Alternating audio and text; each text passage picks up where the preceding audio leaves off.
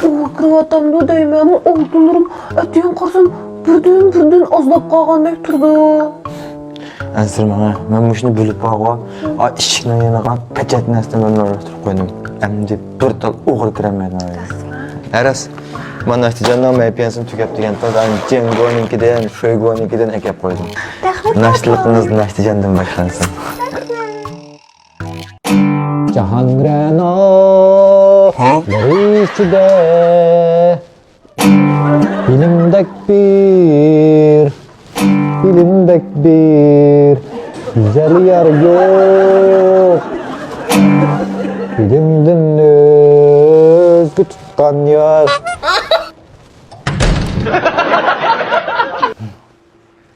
Eğitim mi deva?